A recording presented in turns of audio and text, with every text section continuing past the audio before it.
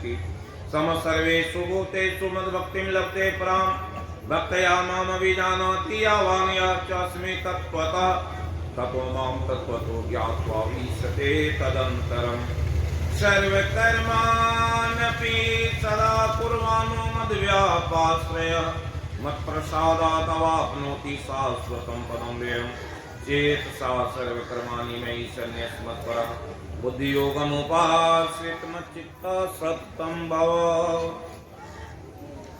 मच्चित्तः सर्वदुर्गाणि मत्प्रसादात् तरिष्यसि अत चेत्त्वमहङ्कारान् न श्रोष्यसि विनङ्क्ष्यसि यदहङ्कारमुपाश्रित न योत्स्यति मन्यसे मिथ्येष व्यवसायते प्रकृति त्वां नियोक्ष्यसि स्वभावजेन कौन्तेय निबद्धस्वेन कर्मणा न कर्तुमिच्छसि जन्मोहात् करिष्यसि ईश्वरः सर्वभूतानां हृदये अर्जुन तिष्ठति ब्राह्म्यन् सर्वभूतानि यत्रारूढानि मायया तमेव शरणं गच्छ सर्वभावेन भारत तत्प्रसादात् परां शान्तिमत्तां प्राप्स्यसि शाश्वतम् इति ते ज्ञानमाख्यातं गुह्यात् गुह्यतरं मया विमृशे ततो शेषेण यथा इच्छसि तथा कुरु सर्वगुह्यतमं भूयः शृणु मे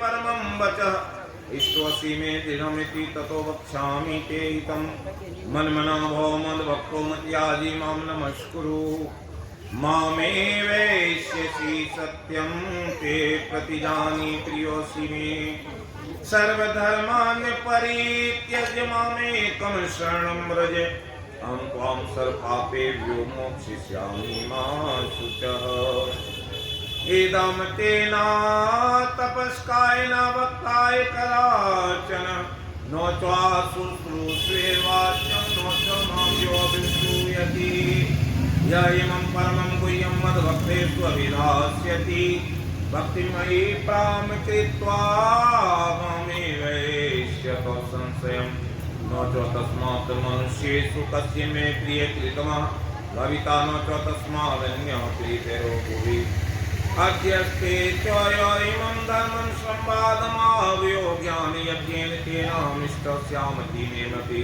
श्रद्धावान् श्रूयात् शृणुयादपि यो नरः सोऽपि मुक्तः शुभां लोकान् प्राप्नुयात् पुण्यकर्मणां कश्चिदेतत् कृतं पार्थेकाग्रेण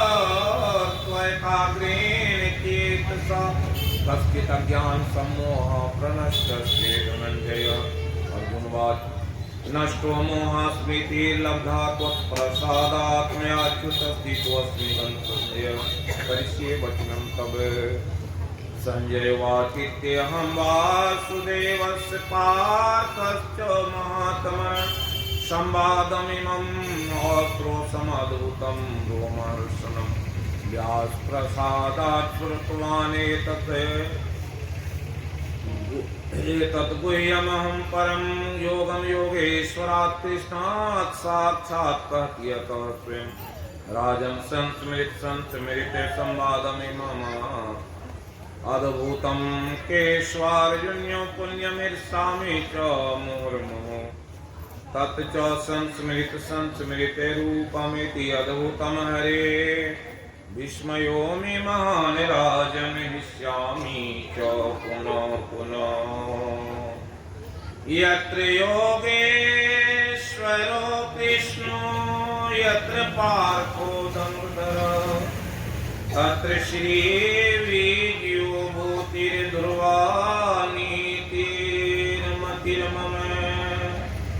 ॐ तत्सदिति श्रीमद्भगवद्गीतासु उपनिषत्सु ब्रह्मविद्यायां योगशास्त्रे श्रीकृष्णार्जुन संवादे मोक्षसंन्यासयोगो नाम अष्टादशोऽध्यायः। श्री सद्गुरु महाराज की जय।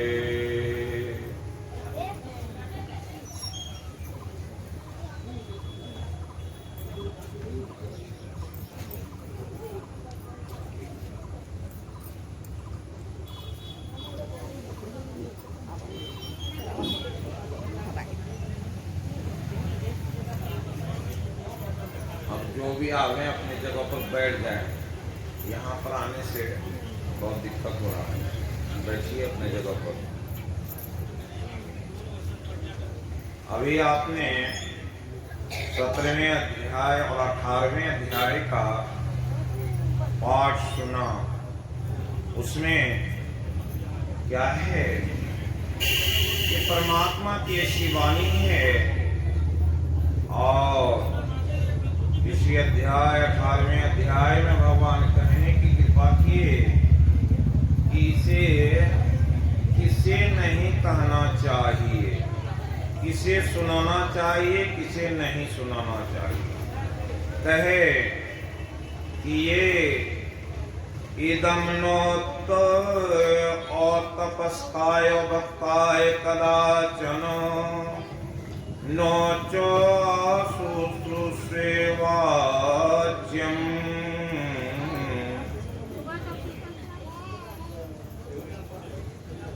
ये नोचो माम अभिश्रूयते, ये जिस व्यक्ति में तप नहीं हो उसे नहीं सुनाना चाहिए, जो भक्त नहीं हो उसे भी नहीं सुनाना चाहिए, और जिसको भगवान कृष्ण प्रिय नहीं लगते उसे भी नहीं सुनाना चाहिए। ये भगवान की वाणी गीता में लिखी हुई है 18वें अध्याय की 67वें श्लोक। क्यों? जिसे जिस चीज की आवश्यकता नहीं होती उसे सुनाने से कोई लाभ नहीं मिलता, उसे भी नहीं लाभ मिलता, उल्टे लाभ के बदले में कुछ हानि हो जाती है। इसलिए शास्त्रों का जहाँ पर भी पाठ हो, शंख की ध्वनि हो, उस समय में निश्चित होकर के सुनना चाहिए। ये शंख जब बजता है उसमें कौन सी ध्वनि होती है? उसमें उस परमात्मा के अव्यक्त नाम का जो ध्वनि है, ओम शब्द होता है। जिसके भी घर में शंख होगा उसे कान में लगा करके सुनेंगे, प्रति हर क्षण उसमें ओम की ध्वनि होती रहती है। ऐसे प्रत्येक मनुष्य के घट में ओम की ध्वनि होती रहती है, लेकिन अज्ञानता के कारण आपकी बुद्धि, आपके मन उतने संयमित नहीं है, इसलिए उसे सुन नहीं पाते। अभी 18वें अध्याय का महात्म्य सुनाता हूँ। 18वें अध्याय में इंद्र अपने सिंहासन पर बैठे हुए थे। एक व्यक्ति आते हैं और आते ही वो व्यक्ति का आकर्षण ऐसा था, उस व्यक्ति में ऐसी चमक थी कि आते ही इंद्र को अपने सिंहासन को छोड़ देना पड़ा, और वो सिंहासन उसे विष्णु के पार्षद प्रदान कर दिए। और जैसे ही इंद्र के साथ ऐसी घटना घटी, वो विष्णु भगवान के पास में जाते हैं और पूछते हैं, मुझे अपने सिंहासन से एक व्यक्ति उतार दिया और आपके पार्षद वहां पे। भगवान विष्णु कहने की कृपा किए, जिस व्यक्ति ने तुम्हें अपने उस सिंहासन से हटाया है वो व्यक्ति कौन है? इंद्र अपनी बड़ाई कर रहा था, मैं 100 अश्वमेध यज्ञ किया हूँ और इतना कर्म किया, ऐसे किया, तभी सिंहासन पर आया। भगवान बोले, वो व्यक्ति किस तरह का काम किया है? गीता के 18वें अध्याय का रोज 5 श्लोक नियमित रूप से पढ़ता था। और भगवान कह रहे हैं कि गीता के 18वें अध्याय में कि अध्यस्ते च यो इमं धर्मं संवादमावयो ज्ञान यज्ञेन तेनामिष्टस्यामति मे मति। जो व्यक्ति रोज गीता का अध्ययन करता है वो ज्ञान यज्ञ करता है, रोज यज्ञ करता। ऐसे यज्ञ के बारे में आया है गीता में कि प्रत्येक व्यक्ति को 5 यज्ञ करना चाहिए। ये 5 यज्ञ क्या है? स्वाध्याय को यज्ञ कहा है, अतिथि को भोजन कराना यज्ञ कहा है, और अपने पितरों का जो जल वगैरह चढ़ाते हैं, तर्पण करते हैं, उसे भी यज्ञ कहा गया है।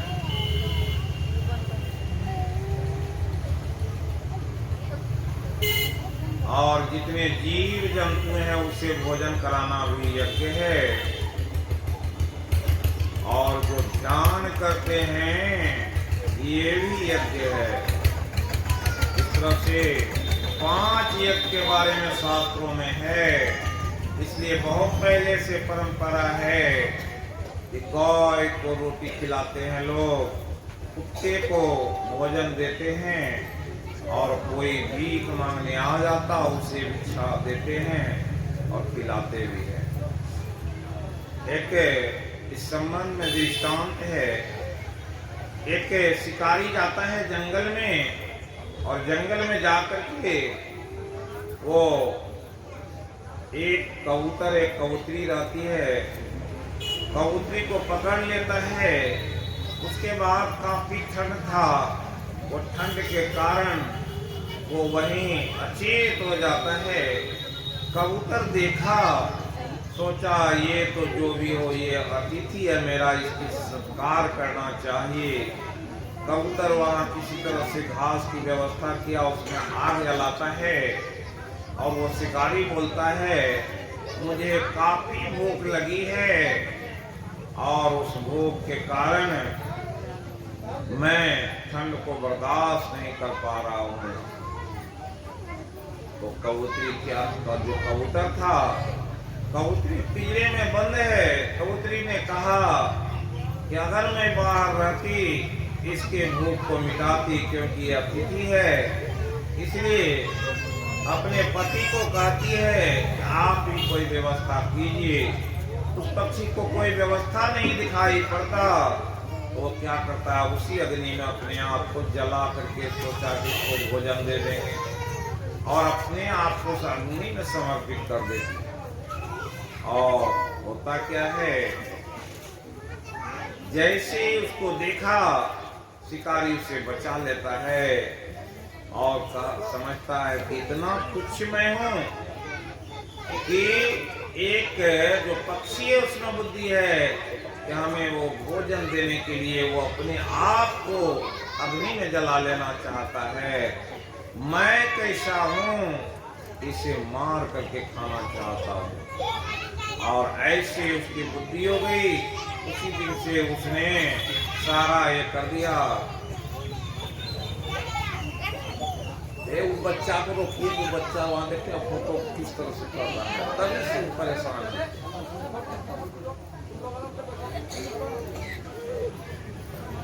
क्या होता है, यह अतिथि की सेवा है।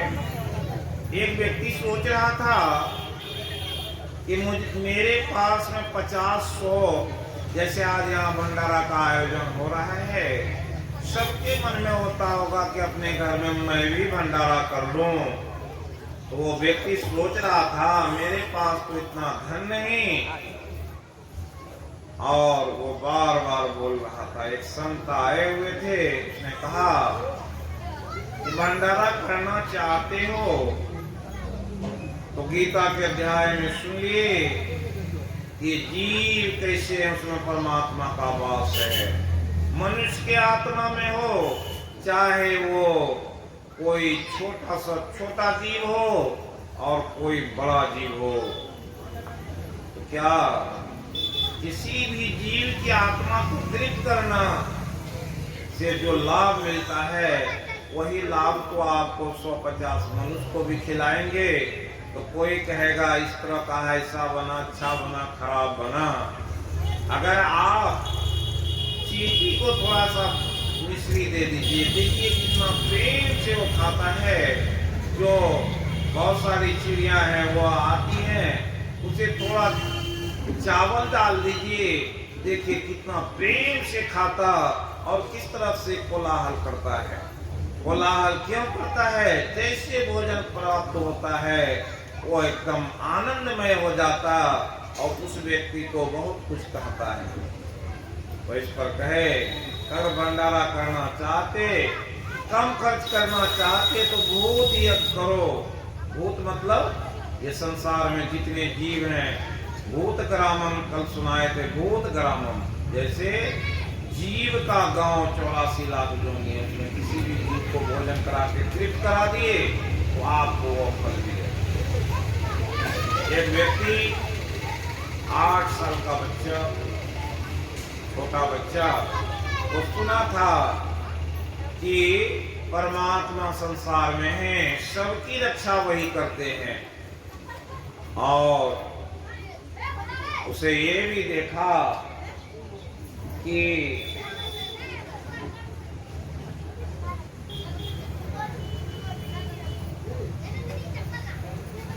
गांव में कुछ भी जरूरत होता, लोग कहाँ जाते खरीदने के लिए? दुकान में चले जाते और दुकान से ले आते हैं।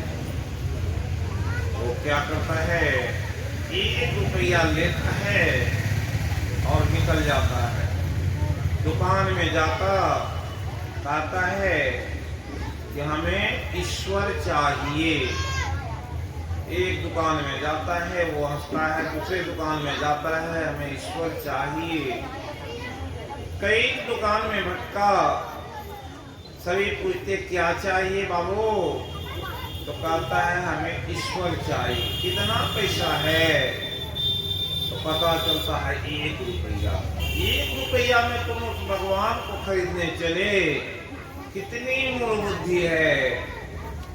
वो बच्चा मानता नहीं है, सोचा इसके दुकान में नहीं है इसलिए ऐसा बोलता है, और चलते चलते एक दुकान में जाता है जहाँ एक बुजुर्ग आदमी बैठे हुए थे। और वो क्या करते, उससे कहा कि हमें ईश्वर खरीदना है, 1 रुपये में ईश्वर खरीदना चाहते हैं। तो वो क्या किया, वो व्यक्ति उस बच्चे को बैठाता है और उसे 1 रुपया लेता है और 1 गिलास स्वच्छ जल पीने के लिए देता है, पी लो। और पीता है और पूछता है, ईश्वर को खरीद करके तुम क्या करना चाहते हो? उसने कहा कि मेरी माँ हॉस्पिटल में बीमार है और डॉक्टर ने कहा है ईश्वर ही तुम्हें बचा सकते हैं, इसलिए मैं ईश्वर को खरीदने के लिए चला।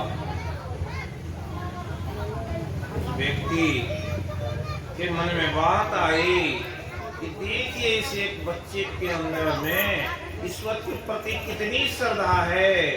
उसने कहा ठीक है, तुम्हें ईश्वर मिल गया, तुम जाओ। अब वो जाता है और क्या होता है, वो अपनी माँ का ऑपरेशन कराना चाह रहा था। वो व्यक्ति पता पूछ लिया था किस हॉस्पिटल में तुम्हारी माँ बीमार है, वहाँ गया और वो जितना रुपया खर्च हुआ उसके इलाज में, वो सारा रुपया उसे दे दिया डॉक्टर के पास में और कहा इसका इलाज कर दीजिए। इलाज हो गया, जो ऑपरेशन कराया उसकी माँ देखती कि लाखों रुपये का बिल है और वो बिल कोई एक व्यक्ति चुका के चला गया। जब उसकी माँ ने पूछी तुम किसी से कुछ कहा है, उसकी माँ ने कहा कि मैं बच्चे कहा कि मैं दुकान में 1 रुपया लेकर के गया था, ईश्वर को खोज निकाला, वही तुम्हारा इलाज कराए। उसकी माँ जब उसके पास में गई, उसने कहा हमें तो मालूम नहीं ईश्वर कहाँ रहते हैं, लेकिन ईश्वर के प्रति जितनी उस बच्चे की श्रद्धा मैंने देखा, उसी तरह से श्रद्धा मुझ में भी आ गई, इसलिए मैंने उसकी इच्छा की पूर्ति कर दी। इसलिए गीता में इसी 18वें अध्याय में आया है, ईश्वरः सर्वभूतानां हृदयेषु अर्जुन तिष्ठति, ब्राह्मण सर्वभूतानि यंत्रारूढ़ानि माया। वो परमात्मा सबके अंदर में है, लेकिन भ्रमवश हम लोग किस तरह से दुनिया में चल रहे हैं, जैसे मशीन चल रहा है। ईश्वर के बारे में तनिक भी परवाह नहीं है, सोचते हैं कि जो भी करते हैं हम ही कर रहे हैं, स्वयं कर रहे हैं, इसको करने वाला कोई नहीं है। ये भ्रम है संसार के लोगों को। ऐसे भगवान कृष्ण 18वें अध्याय में कहे। 17वें अध्याय से पहले क्या था, एक श्लोक में भगवान कहे, यह शास्त्र विधि उत्सृज यजन्ते श्रद्धान्विता तेषां निष्ठा का कृष्ण सत्वम आहो रजस्तम। इस शास्त्र में जो ज्ञान है, उसी ज्ञान के अनुसार की बात की। शास्त्र में जो ज्ञान है वो किस तरह का ज्ञान है, सात्विक, राजस और तामस 3 प्रकार के ज्ञान उसमें कहेंगे। भगवान सबसे पहले कहने की कृपा किए हैं, नियतम कुरु कर्म त्वम कर्म ज्यायो ह्य कर्मणः। कि सबसे पहले जितने जो भी मनुष्य हैं उसे क्या करना, नियत कर्म, अपने से नियत करना पड़ेगा। कोई भी कौन सा कर्म हम करेंगे कि मोक्ष पाएंगे।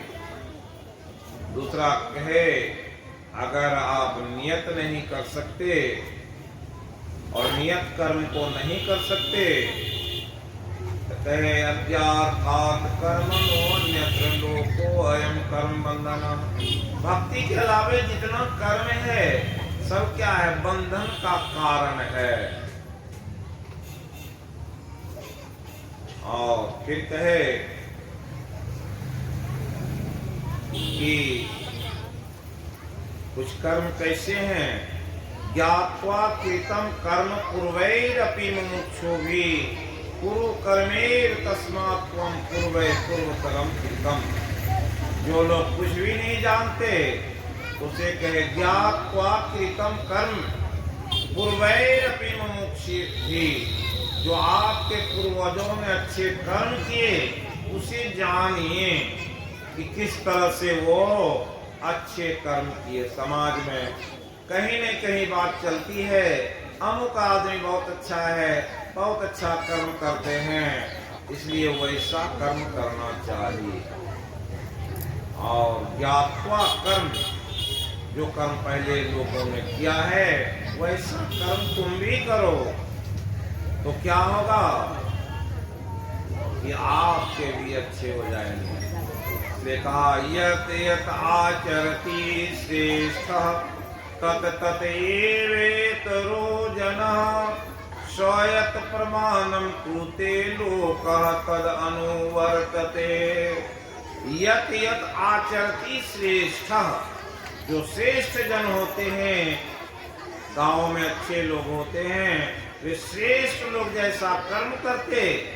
श्रेष्ठ किसको, अभी कलयुग में श्रेष्ठ उसे कहते हैं जो धनवान होते हैं, जो बहुत चालाक होते हैं, जो बहुत चतुर होते हैं, उसे श्रेष्ठ माना गया। लेकिन धर्म के क्षेत्र में श्रेष्ठ किसे कहते हैं, जो सदाचारी होते, जो सुचाचारी होते, जिसमें व्यवहारिक ज्ञान होता है, सबका सम्मान करते हैं, सबका काम करते हैं, वैसे लोगों को श्रेष्ठ जन कहा है। इसलिए श्रेष्ठ जन के अंदर में आते हैं जनकादय। जनकादि जैसा कर्म किए वैसा कर्म करो। कैसे जनक श्रेष्ठ थे? जनक श्रेष्ठ थे, उसको किसी से बैर नहीं था, किसी से कुछ चाहिए नहीं, ऐसे श्रेष्ठ थे।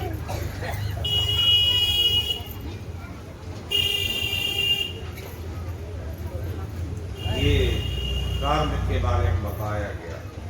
उसके बाद कहते हैं, अगर आप पढ़े लिखे लोग हैं, आज बहुत सारे विद्वान कहते हैं कि सारे धर्म कर्म की बात जो है वो बेकार की है, तो भगवान कहे तस्मात् शास्त्रम परमानंद ते कार्य व्यवस्थितो ज्ञात्वा शास्त्र विधानोक्तम कर्म कर्तुम एहार्हसि। इस शास्त्रों में विधान लिखा गया है। ज्ञात्वा शास्त्र विधानोक्तम, जो शास्त्र में विधान कहा गया है उसको जानो और वैसा कर्म करो, तो क्या होगा कि ये लोग और परलोक दोनों सुधर जाएंगे। आज के अच्छे अच्छे विद्वान हैं, उससे पूछिए तो रामायण की एक चौपाई नहीं मालूम, गीता का एक श्लोक नहीं मालूम है, लेकिन गीता की बात वो बोलेंगे, बिना पढ़े हुए बोलेंगे। क्यों? कि सुन करके जो रखा, सुनी हुई बात को बोलते। गीता इतना सर्वोपरि ग्रंथ है जिसके बारे में कहा गया भगवान क्या किए, जिस समय में भक्ति बिगड़ चुकी थी, संसार के लोग भक्ति के तरफ से मुड़ चुके थे, उसे क्या किए, एक गीता का ज्ञान दिए। गीता में ज्ञान किसके लिए है? सबों के लिए। किसके लिए? सबके लिए ज्ञान है। इसलिए कहे हैं कि चातुर्वर्ण्यम मया सिस्टम गुण कर्म विभाग सह।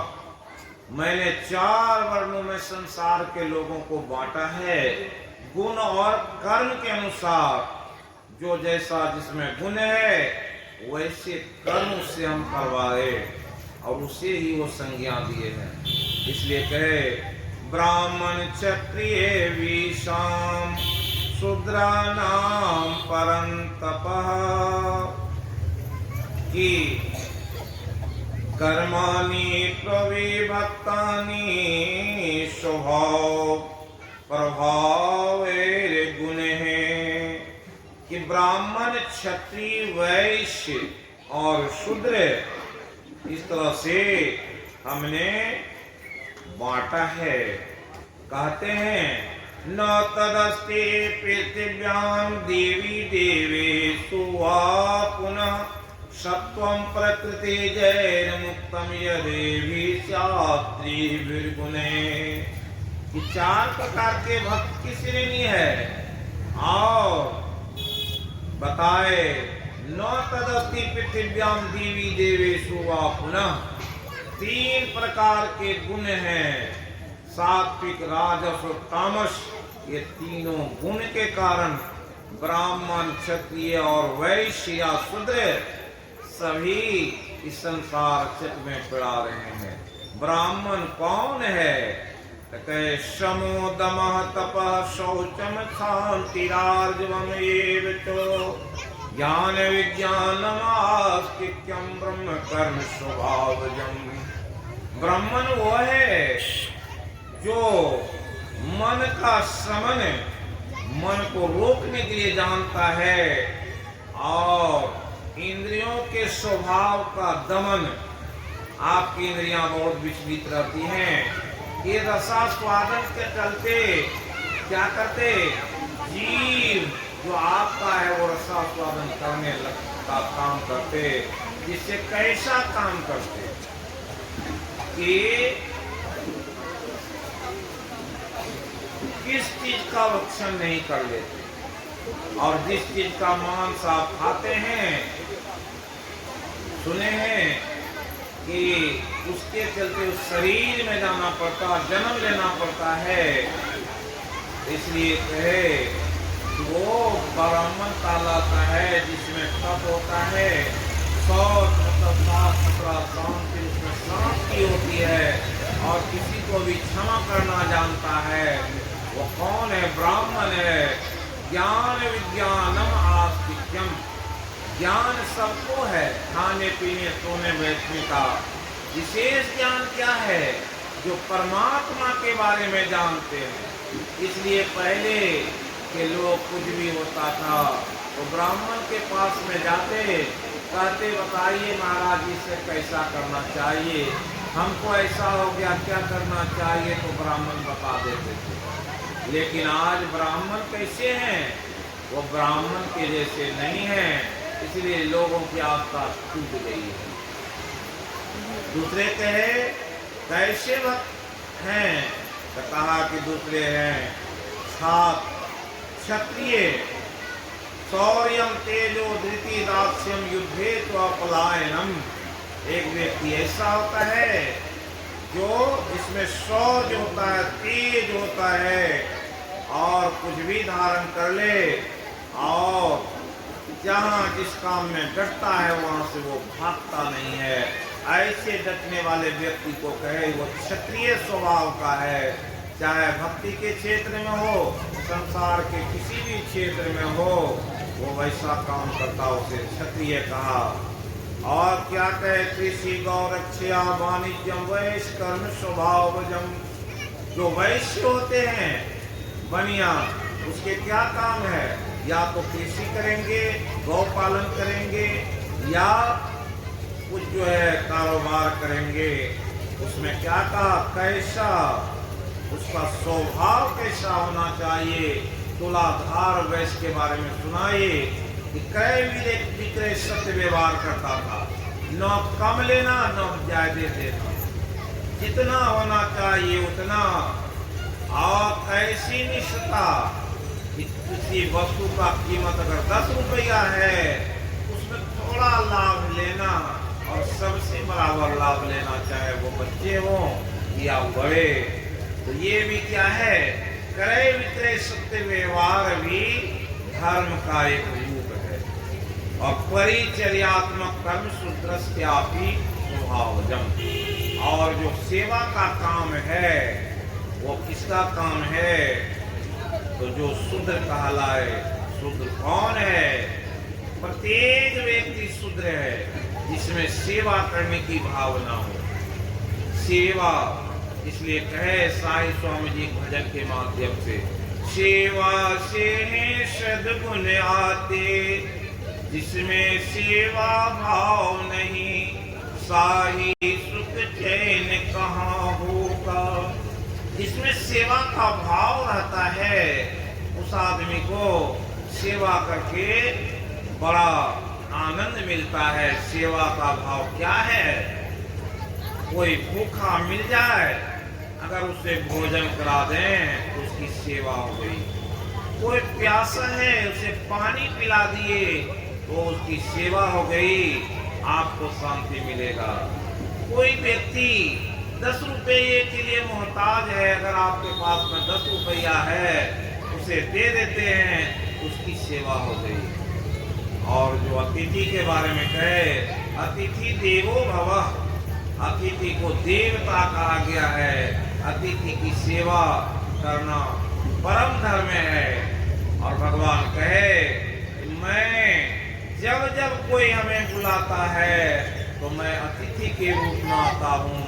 भगवान को पहचानना बड़ा मुश्किल है। जब आपके दरवाजे कोई आके खड़ा होता है तो समझ जाइए कि वो भगवान है, वो गुरु है हमारे, वो भगवान कृष्ण है, वो भगवान राम है। जो ऐसा समझता है, जब उसे जो मांगता उसे देख करके तृप्त करता है, तो कभी क्या होगा? भगवान भी आपके पास में आ जाएंगे उसी वेश में। इसलिए अतिथि के वेश को कहा गया है अतिथि देवो भव। जब ऐसी भावना रहेगी तो परमात्मा भी एक दिन आ जाएंगे, आप उनकी भी पूर्ति कर लेंगे। इसलिए बड़ी आवश्यकता है कि हमेशा सावधान रहने के लिए। इसलिए कहा, हर देश में तू, हर वेश में तू, तेरा नाम अनेक, तू एक ही है। किस वेश में आएंगे? जिस वेश से आपको तकलीफ है। अगर आपको तकलीफ है कि कोई अछूत जाति का होगा तो मैं उसे नहीं खिलाऊंगा, अगर आपको ये है कोई दाढ़ी वाला मुसलमान आएगा तो मैं उसे खाने नहीं दूंगा। किसी को ये रहता है, तरह तरह के लोगों के मन में विचार होता। इसलिए 5वें अध्याय में आया, विद्या विनय संपन्ने ब्राह्मणे कवि हस्तिनी, सुनी जय विश्व पाके च पंडिता समदर्शिना। पंडित का मतलब क्या है? ज्ञानी। ज्ञान मूर्ख में भी होता है, बहुत पढ़े लिखे लोग में भी नहीं होता है। आज क्या है? आज ज्यादातर पढ़े लिखे लोग क्या हैं? अज्ञानी हैं। इसलिए अपने माँ बाप की सेवा नहीं कर सकते, समाज की सेवा नहीं कर पाते, क्योंकि उसमें ज्ञान नहीं है। अज्ञानता के कारण वो जितना खराब चीज है उसका सेवन करता है। क्यों?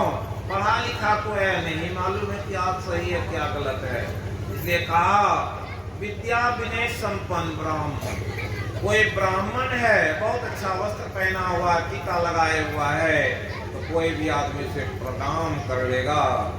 लेकिन एक चंडाल, एक डोम जो है, काला पटोला, अपने कांधे पर कोई वस्त्र रख के अगर आपके दरवाजे पर आ जाए तो आप उसे प्रणाम नहीं करेंगे। मांगेगा कुछ तो बहुत घिनौने रूप में अपने मन को जो चीज होगा दूर से ही जा करके दे देंगे।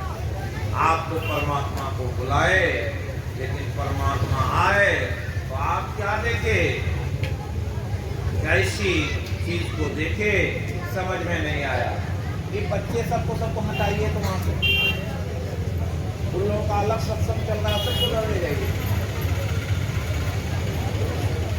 जब ऐसी स्थिति होती है, जानिए भगवान कृष्ण आ रहे थे। कहां से? जब लड़ाई समाप्त हो गया तो वो कुंती से विदा लेकर के अपने घर जा रहे थे द्वारका।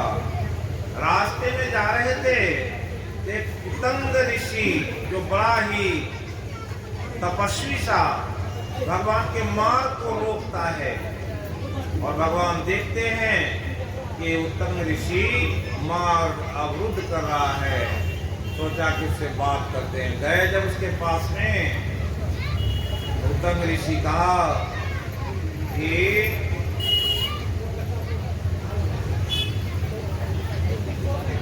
आप गए थे जो हस्तिनापुर, क्या हुआ? तो बताया कि महाभारत युद्ध हो गया, पर काफी गुस्सा हुआ। भगवान को वो साबित करना चाहते थे।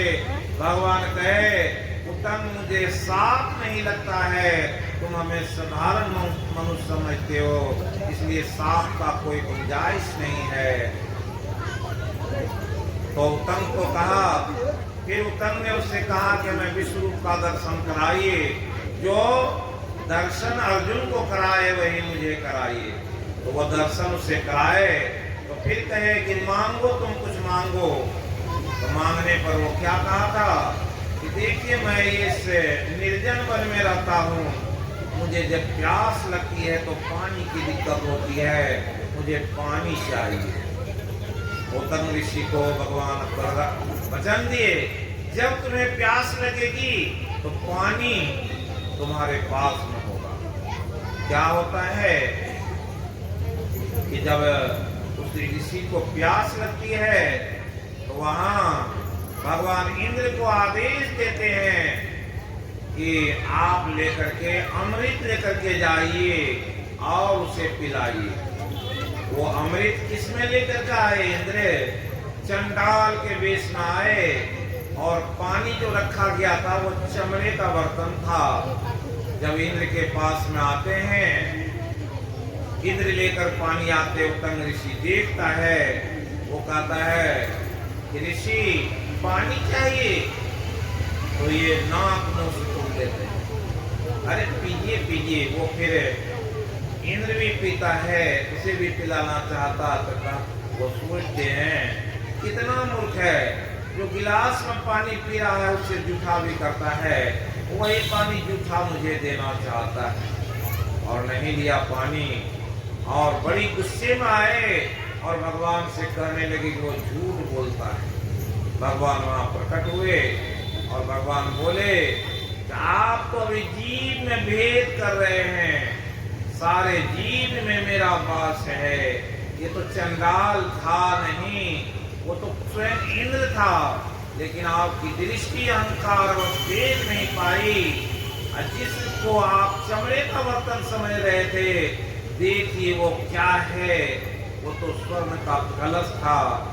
आपकी दृष्टि में फेर है, वैसे ही हमारी दृष्टि में फेर होती है। क्या होता है कि जिस व्यक्ति जो भगवान को बुलाए, रोज कहते हैं प्रभु आ जाइए, प्रभु आते हैं, लेकिन आप उसे समझ नहीं पाते।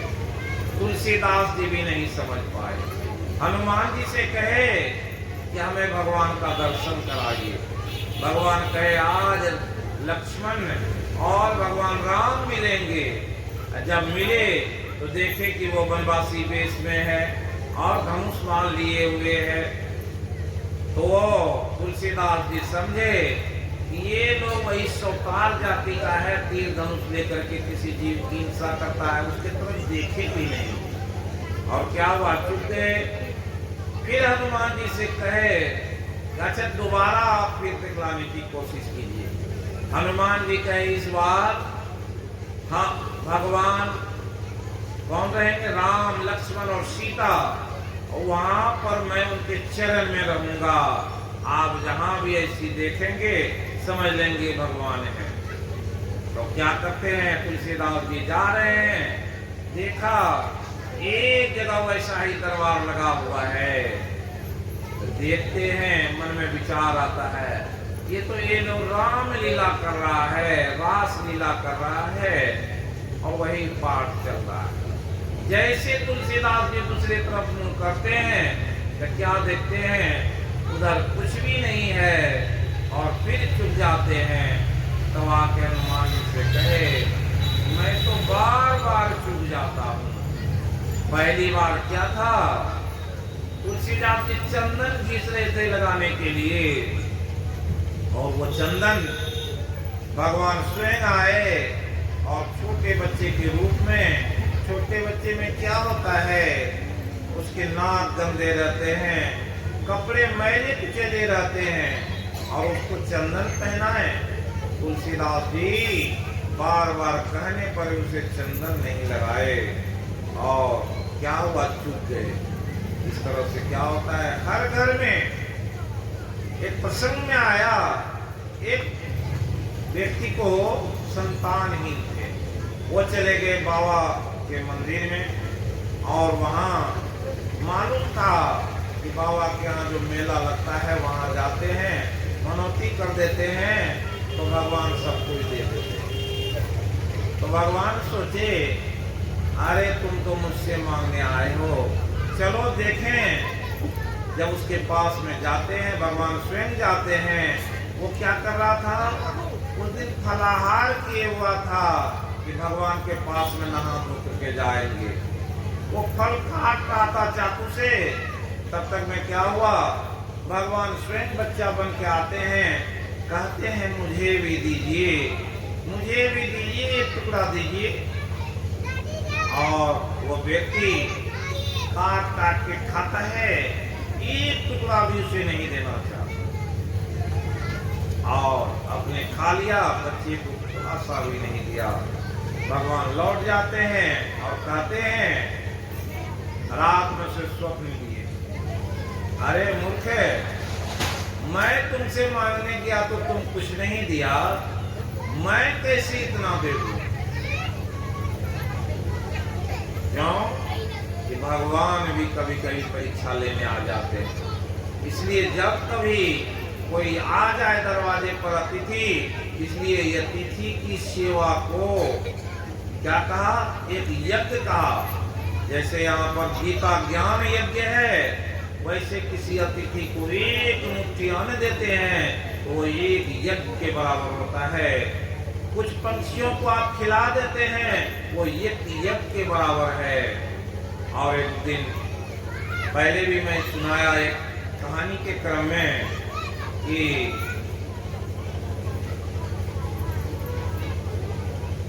भागवत में एक प्रसंग है, एक राजा थे चक्रकेतु। चक्रकेतु भी संतानहीन थे और उसके यहाँ एक दिन संध्या के बेला में एक भगवान के स्वरूप के लोग आए और उसे भिक्षाटन के लिए मांगा। उनसे मांग किया तो वो व्यक्ति उसे थोड़ा सा आटा दिए जिससे 5 रोटी बन सकता था। और फिर क्या किए, उसे कुछ गोईठे दिए। उस समय में ये परंपरा था कि लोग कच्चे अन्न नहीं देते थे, और जो भी लोग होते हैं थे वो अपने बना के खाते थे। वो व्यक्ति ले गया, जो गोईठा दिया था उसमें काफी चीटी थी और उस चीटी के कारण क्या हुआ, ले जाता है उसमें करीब 1000 चीटियां थी जो भोजन बनाने के क्रम में जल गई। उससे 5 रोटी तैयार हुआ, वो 5 रोटी खाया था। और क्या हुआ, दूसरे जन्म में वो जो है जो राजा था उससे 1000 प्राणियां थी, लेकिन सारे के सारे निसंतान थे। उन्होंने अंगिरा ऋषि के पास बुलाए, नारद ऋषि को बुलाए राजा, और पूछे कि हमारे भाग में कौन सा खोट है कि जिसके चलते हमें कोई पुत्र नहीं है, काफी धन है, इतना बड़ा राज है, इसको भोगने वाला कोई नहीं है। अंगिरा ऋषि ने कहा, राजन उदय मत झांको तुम, क्यों कि तुमने कुछ गलती किया है पहले जन्म में, उसी जन्म के गलती के कारण तुम्हारी ऐसी दशा है। लेकिन फिर भी नहीं मान रहा था, तो कहा कि जाओ तुम्हें पुत्र होगा, फिर सारी बात समझ में आ जाएगी। एक पुत्र हुआ और वो पुत्र 5 साल तक रहा और एक रानी के साथ पुत्र हुआ। जितनी 1000 जो रानियां थी उसमें एक को छोड़ करके बाकी को उस बच्चे से कैसा भाव था, अच्छा भाव नहीं, क्योंकि वो लोग भी उसे प्रेम करते, लेकिन वैसा नहीं। एक रानी सोची ये रानी बहुत इतला रही है, उस बच्चे को जहर दे दिया और उसे मार दिया। जैसे वो बच्चा मरता है, राजा वो रानी और बहुत सारी रानियां बहुत चिल्ला रही हैं, रो रही हैं। उसी समय में अंगिरा ऋषि आए और पूछा क्या हुआ राजन। कहा कि देखिए जो पुत्र आपने प्रदान किया था वो मर गया। कहा इस संसार में जो भी आएंगे मरेंगे ही, ये क्षणभंगुर संसार है, इसमें क्यों परेशान हो, भक्ति करो। लेकिन नहीं माना और बड़ा अधिक हो गया। उस महात्मा को बहुत कुछ कहने लगे। तो महात्मा क्या किए, उस जीव को कहे, ए जीव तुम जगो, क्योंकि ये बेचारा तुम्हारे लिए बड़ी परेशान है, तुम जगो। जैसे वो ऋषि आह्वान किए, वो जीव जगा और कहने लगा कि मैं क्या करूं। अंगिरा ऋषि कहे, ये 1000 रानियां रो रही हैं और ये राजा भी, तुम इसके यहाँ कुछ दिन निवास करो।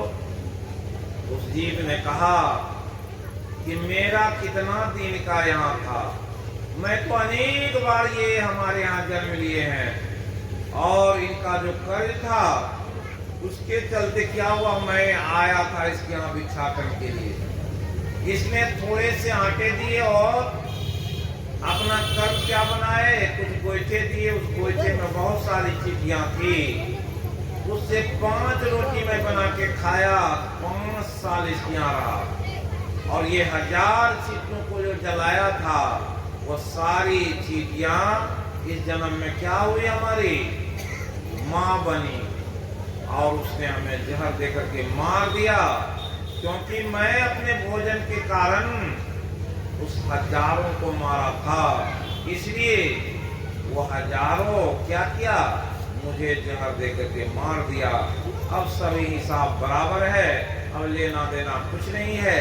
अब राजन बताइए मैं आपके पास कैसे रहूं, अब तो मेरा जन्म दूसरे जगह हो गया, मैंने कितने माँ बाप को त्यागा है, कितने घर जन्म लिया है, हम लोगों की भी वही दशा है। कितने घर में रहे, कितने माँ बाप हुए, कितने संबंधी हुए, लेकिन जब जब शरीर बदलते गया उतना संबंध मिलते गया है। इसलिए कहा परिवार का मोह क्या है। गुरु महाराज कहे क्या सोवत गफलत के मारे, जाग जाग मन मेरे, कि क्या गफलत के मारे सोए हुए, जागो और पहचानो यह धन धाम कुटुंब कबीला सब स्वार्थ के चेहरे, अपने अपने सुख के साथी फेर न को सुख तेरे। ये सारे अपने अपने सुख के साथी हैं, कोई तुम्हारे सुख के साथी नहीं है। इसलिए समझ लो जो कुछ करना है अपना काम बना लो। इसलिए कबीर साहब कहे आपन काज सवारू रे, नाम का तेल सूरत की बाती, परम विनोद गारू रे। पिछले पाठ में सुनाए थे कि परमात्मा को कैसे प्राप्त किया जाता है, जिसे नाम मालूम है। वो कौन सा नाम, नाम क्या है, नाम किसे मिलाता, उस नामी से मिलाता है। इसलिए नाम के बगैर रूप नहीं मिलता, और इसलिए नाम की बड़ी आवश्यकता है। भगवान पिछले अध्याय में कहे नक्त भावते सूर्यो न शशांको न पावता, यद गत्वा नौमी वर्तन्ते तद्धाम परमम्। उस जगह पर पहुंचने के लिए क्या है, देखिए रूप नाम अधीना। कैसे रूप कब दिखाई पड़ता, उसका नाम मालूम रहता है। कोई व्यक्ति अशोक नाम का है और अशोक चिल्लाएंगे तो वह अशोक नाम का व्यक्ति आ जाएगा। ठीक उसी तरह से परमात्मा का जो नाम है वो सत्य नाम है। वो सत्य नाम से जब पुकार लगाई जाती तो परमात्मा उसके हृदय में स्वतः प्रकट हो जाते हैं। इसलिए बड़ी आवश्यकता है सही नाम को जानने की। फिर आगे की बात कहे, यहाँ पर 17वें अध्याय में सबसे बड़ी जो बात है, भगवान समर्पण की बात बताते हैं। क्या समर्पण?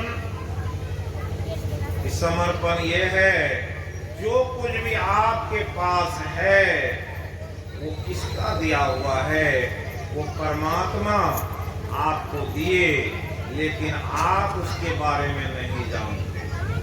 इसलिए जब दान दिया जाता किसी को तो कहा जाता है ओम तत्सत। ओम तत्सत, ओम मतलब क्या है?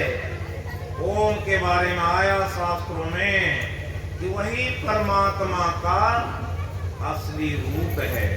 इसलिए सुबह में हम लोग आए अव्यक्त अनादि अनंत जय अजय आदि मूल परमात्म, जो परमात्मा का मूल है उसी के बारे में आता है। परम प्रतिनिधि शक्ति वही है, शिव शंकर नाम वही, पुनि राम नाम है, अगुण वही है, अकथ अगम पूर्ण काम वही। उस ओम के बारे में कहा। ओम कैसा है? ओम ऐसा अक्षर है जिसका कभी क्षय नहीं होता, और कभी नाश नहीं होता।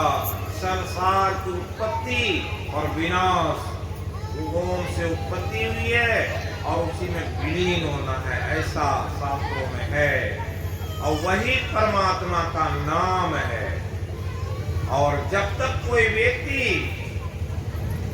साधना करेंगे, साधना कर करके जब शब्द रूप में वो उनको सुनेंगे, इसलिए वो कैसा है, घोषणो व्यंजनम औश्वरम अकंठ तालोष्टम अनासिकंचो अरे प्रजातम व्योष्ट वर्जितम यद क्षरणोक्षरते कदाचित।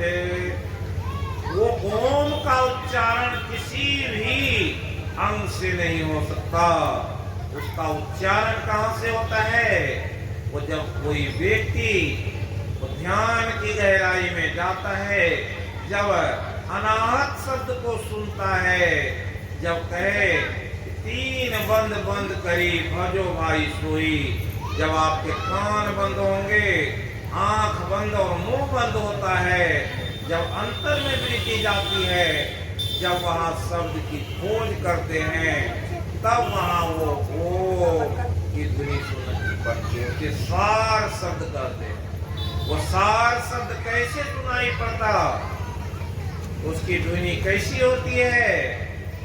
प्रत्यक्ष में जानना चाहते तो ये जो शंख है, इसको कभी ऐसे कान में लगाएंगे, इससे देखेंगे एक ध्वनि निकलती है, वो ओम की ध्वनि है।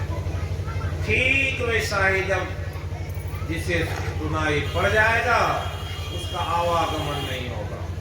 दूसरा क्या है? वो ओम कहाँ है? वही प्रकाश रूप में है।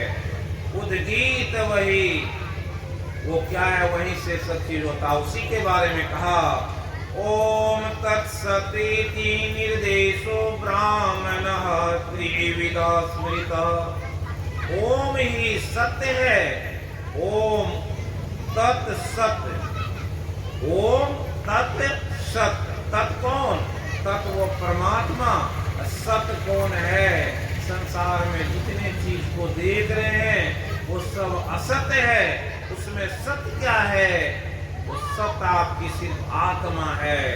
वो त्रिविधा स्मृतः। उसको कैसे स्मृति की जाती है? कहा कि उसको याद करने के लिए ओम तत्सत, ऐसा तीन प्रकार का नाम जो ब्रह्म को जानने वाले हैं वो बताते हैं। उस निर्देश से जो चलता है तो क्या है?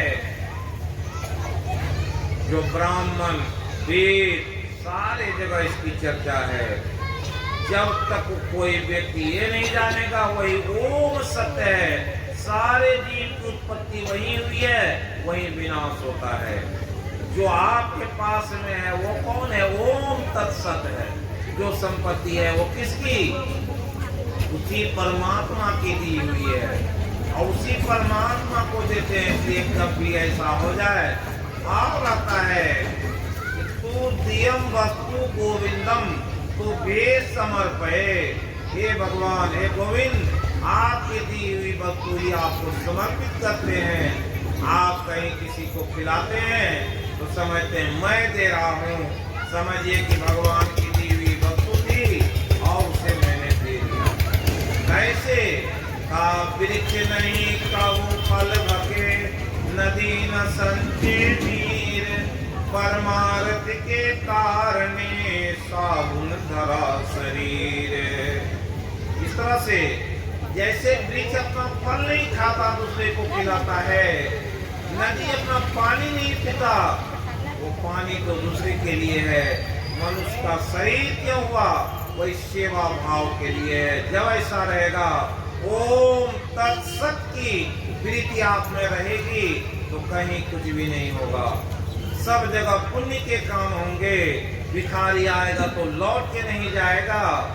और जो भी वस्तु आपकी है उसके लिए अहंकार नहीं रहेगा, इतना धन हमारे पास में वो मेरा है। वो समझिएगा जब तक ये परमात्मा की दी हुई वस्तु है, परमात्मा के काम में लगाने के लिए हम तैयार हैं। ये ऐसे जो भाव वाले व्यक्ति होते हैं, परमात्मा उसके आस पास ही घूमते हैं। क्यों? भाव से ही भक्ति होती है। जिसकी जैसी भावना, इसी अध्याय में आया कि त्रिविधा श्रद्धा भवति भारत, श्रद्धामयो पुरुषः यश्रद्धा स्वएव सः। कहे कि 3 प्रकार की श्रद्धा होती है, और त्रिविधा श्रद्धा भक्ति देही नाम सा स्वभाव जा। देह और स्वभाव के अनुसार श्रद्धा होती है। जो व्यक्ति जैसा है, जैसा देह धारण किया है, जैसी उसकी बुद्धि है, ज्ञान है, उसी हिसाब से श्रद्धा होता है। एक व्यक्ति के यहाँ कोई साधु पहुंचते, उसकी श्रद्धा रहती है कि भगवान आ गए हैं, और उस साधु की बड़ी अच्छी ढंग से सेवा करते। उसकी सेवा कैसी है? सात्विकी है। और उसका स्वभाव क्यों ऐसा है? वो परमात्मा को जान लिया है कि किस देश में परमात्मा आ जाएंगे।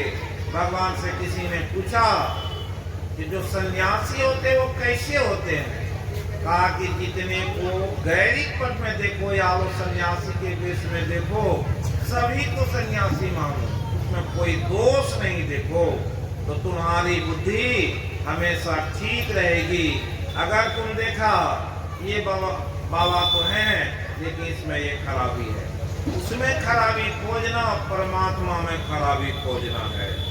इसलिए सत्वानुरूप सर्वश्रद्धा भक्ति भारत, श्रद्धामयो अयम पुरुष यश्रद्धा से एक सौ। जिसमें जैसी अच्छी श्रद्धा होगी, वो व्यक्ति उसी श्रद्धा से बना हुआ वैसा अच्छा होगा। आज यहाँ पर बहुत सारे लोग प्रसाद लाए, क्यों? गुरु महाराज के प्रति आपकी श्रद्धा है कि गुरु आज यहाँ के विराजमान हैं, उसके लिए वो प्रसाद है। क्या है?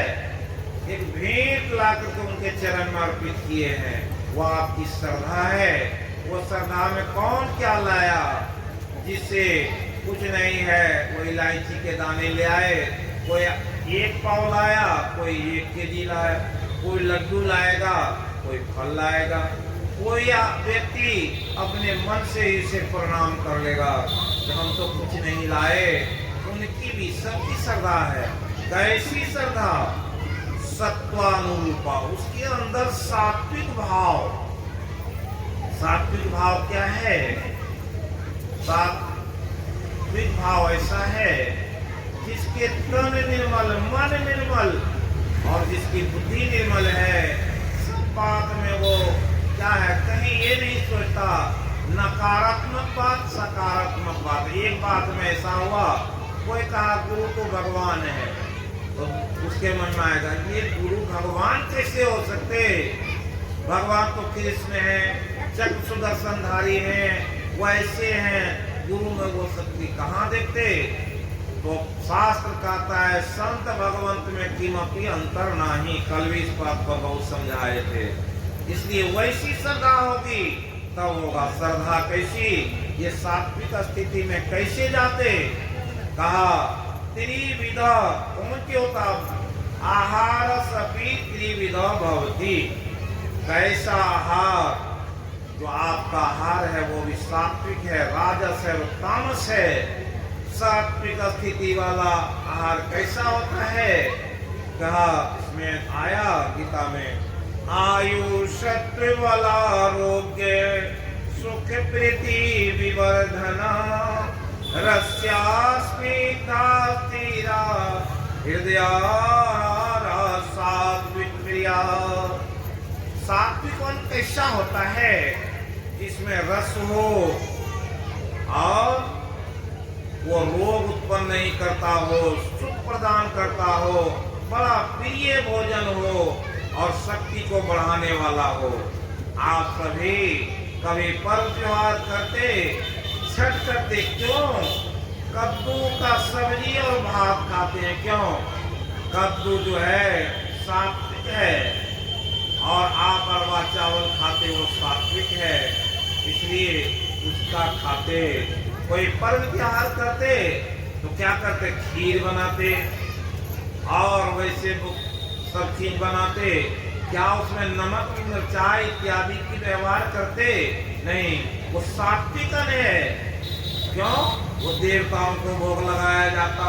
जितने फल हैं वो सात्विक हैं। जो उसे फल खाएगा और दूध से बनी हुई मिष्टान, इसलिए कहते हैं कि माखन मिश्री खाएंगे हम हरि का गुण गाएंगे। भगवान क्यों खाते थे मक्खन और मिश्री?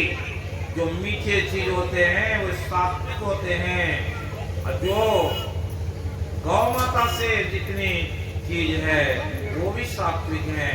इसलिए फल सात्विक है और पानी भी सात्विक है। और इसलिए कहा ये सब आयु को बढ़ाने वाले हैं। इसलिए रस युक्त और चिकने स्थिर रहने वाले जो भोज्य पदार्थ है उससे लंबी आयु होती है। इसलिए देखते हैं लोग क्या करते, बीमार हो जाते तो क्या खाते, कहते हैं खिचड़ी बना के खाते, सात्विक है। लेकिन उसी के बाद क्या है, राजस्व के बारे में आया। वो कैसा है, कहते हम लवनाति उसने तीक्ष्ण रुक्ष्ण विदाहीन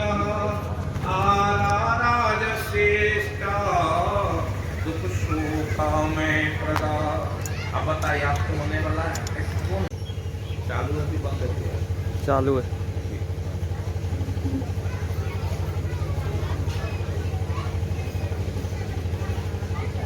ये तामस वाले भोजन कैसे होते हैं? यात यामम गत रसम, जो भोजन बहुत देर का पका हुआ रखा हुआ है और उसमें क्या होता है, थोड़ा सा खट्टापन आ गया और बहुत सारे उसमें उच्छिष्टम अपीचा मेध्यम भोजन तामस प्रियम। जो बचा हुआ अन्न है दिन में खाए उसे रात में खाएंगे, वो उच्छिष्ट भोजन कहलाता है। रात का भोजन सुबह में खाते वो उच्छिष्ट भोजन है।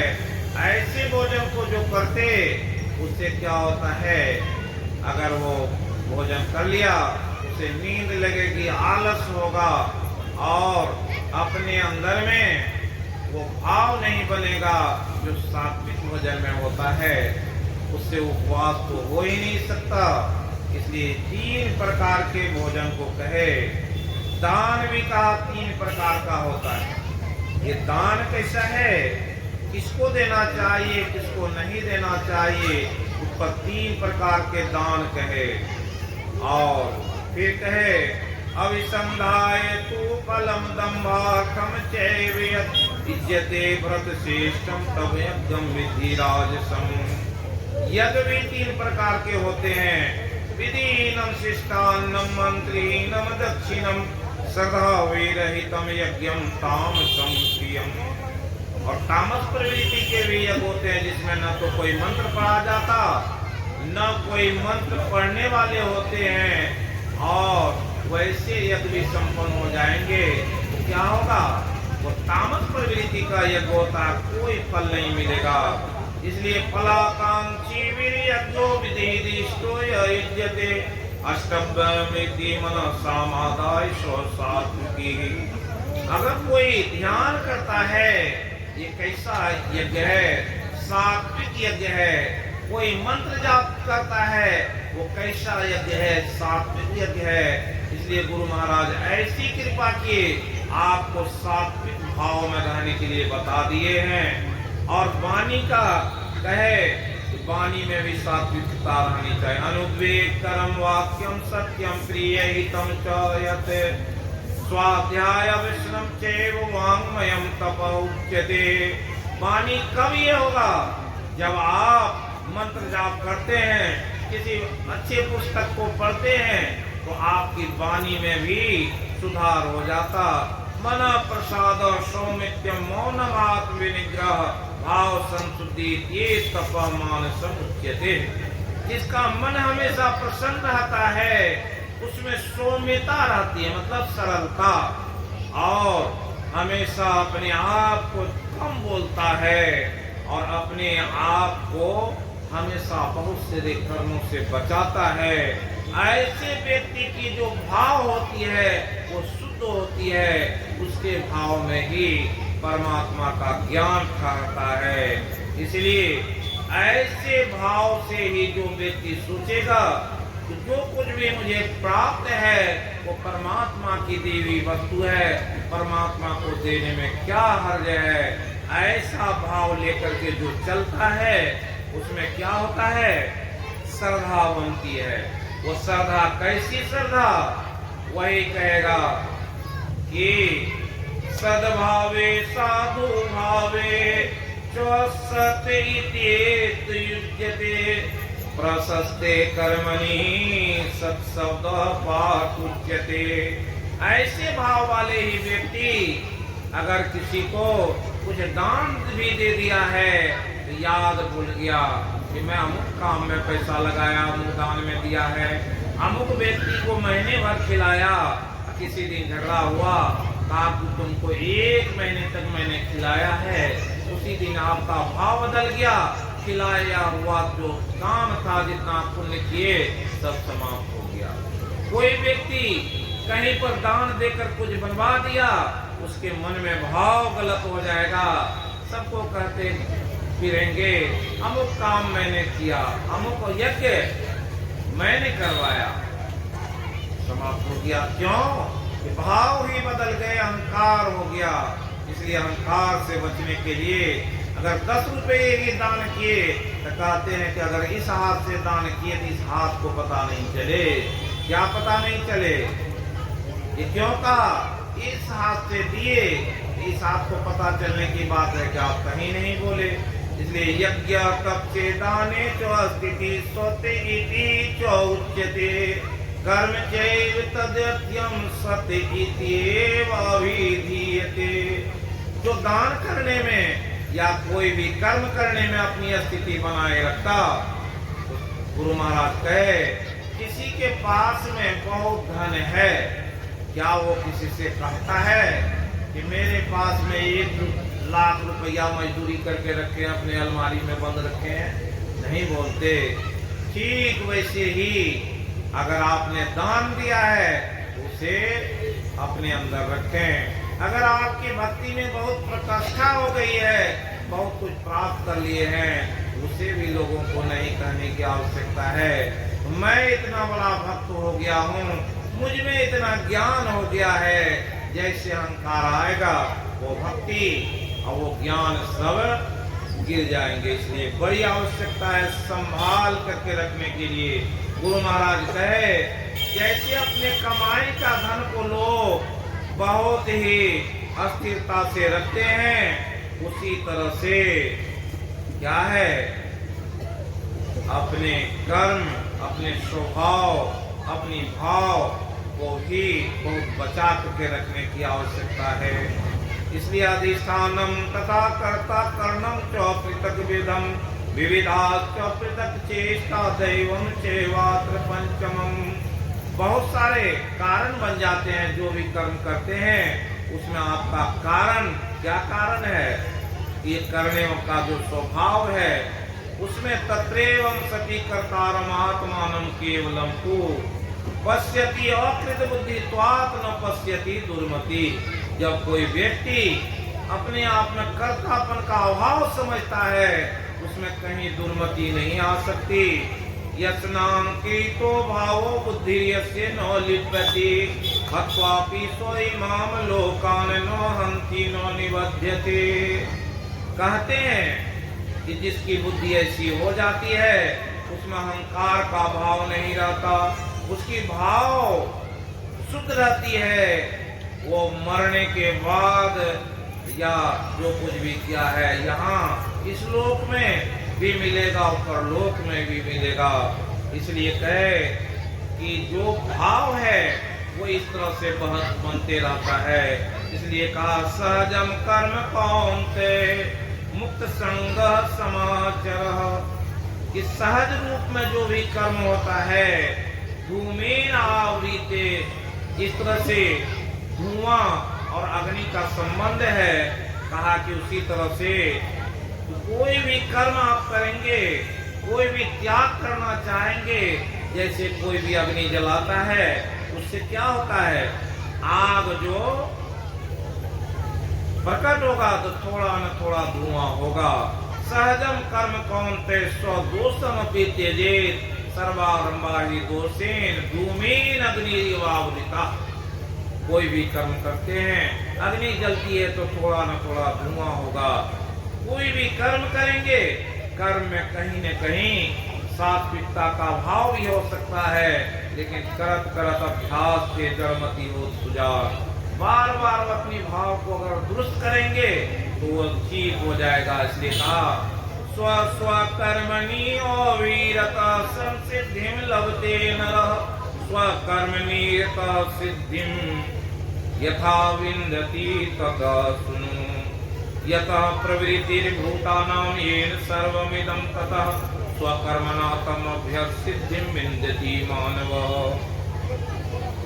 कहने की कृपा के भगवान, ये अपने अपने कर्म से ही लोग सिद्ध होता है। कोई कृषि कार्य करते हैं, कृषि कार्य करने वाला खेती में अपना कर्म अगर शुद्ध भाव से करता है, श्रद्धा से करता है, तो वहां भी शुद्धि मिलेगी और वो भी सिद्ध हो जाएगा। एक संत आए और बोले एक गांव में मुझे शुद्ध अन्न चाहिए भोजन के लिए। तो दो भाई था, तो बड़ा भाई बोला कि देखो भाई, देखिए महाराज, मेरा अन्न जो है थोड़ा गड़बड़ है और हमारे भाई का शुद्ध है। और उसे लेकर के अपने भाई क्या किया और कहा इसे भोजन कराओ। तो उस संत ने कहा तुम्हारा अन्न किस तरह से बिगड़ा? कहा कि मेरा अन्न इस तरह से बिगड़ा कि खेत का जो मेड़ है उसे हम उसकी सुरक्षा नहीं कर सके। बगल वाले जो खाद डाले थे वो खाद क्या हुआ, मेरा मेड़ कमजोर रहने से उसका खाद जो मेरे खेत में घुस गया था, इसलिए मेरा अन्न उतना दूषित हो गया। लेकिन मेरा भाई जो है वो अपने मेड़ की पूरी सुरक्षा करता है, दूसरे के खेत का कुछ भी उसमें नहीं गया, इसलिए वो उसका जो अन्न है शुद्ध है। इसलिए शुद्ध कमाई की आवश्यकता है। स्व स्व कर्मणि अविरतः संसिद्धिं लभते नरः। तुलाधार वैश्य की कथा कहा था। वो क्या करता था? वो बनिए की काम करता था, अपने यहाँ बहुत सारे सामान को बेचता था, लेकिन क्रय विक्रय में सत्य व्यवहार था। किसी से न जायदे लेता न किसी को जायदे देता था। ये क्या है? ये वही अपने अपने कर्म की सिद्धि होती है। इसलिए कहा सहजम कर्म कौन्ते।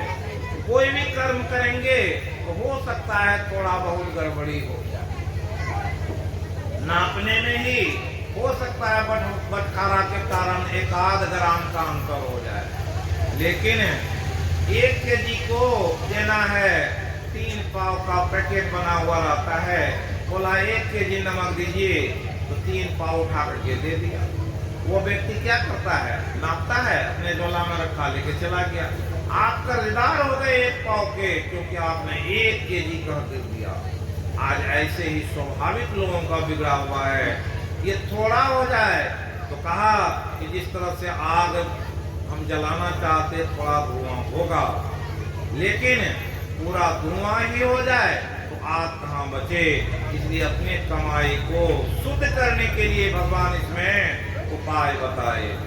असक्त बुद्धि सर्वत्र जीतात्मा विगत स्प्रिय नैष्कर्म सिद्धि परमाम संन्यासेन विगच्छति। भगवान कहते हैं जिसकी बुद्धि संसार में आसक्त नहीं है, सर्वत्र जितात्मा, जहाँ उसकी आत्मा जितेंद्रिय बनकर रहती है, तो वो क्या होता, अपने कर्म से ही सिद्धि प्राप्त कर करके वो सन्यासी की भांति वो तर जाता है। इसलिए सिद्धि प्राप्त हो यथा ब्रह्म तथा पुनोति निबोध में समासेन कौन्ते निष्ठा ज्ञान सिया परा। कहे कि ये जो है किस तरह की निष्ठा से, किस तरह की बुद्धि से लोग भक्ति कर पाते हैं। 18वें अध्याय में भगवान कहते हैं कि बुद्धया विशुद्धया युक्तो धृत्यात्मानं नियम च शब्दादीन विषयान् त्यक्त्वा राग द्वेषो व्युदश्च। अगर शुद्ध होना चाहते हैं तो क्या करना पड़ेगा? अपनी बुद्धि को पहले विशुद्ध करना होगा। ये बुद्धि कैसे विशुद्ध होती है? धृतात्मानम नियम च। अगर नियम पूर्वक अगर आप यज्ञ करेंगे, दान करेंगे, तब करेंगे, वो आपकी बुद्धि विशुद्ध हो जाएगी। और शब्दादीन विषयान् त्यक्त्वा राग द्वेषो व्युदश्च।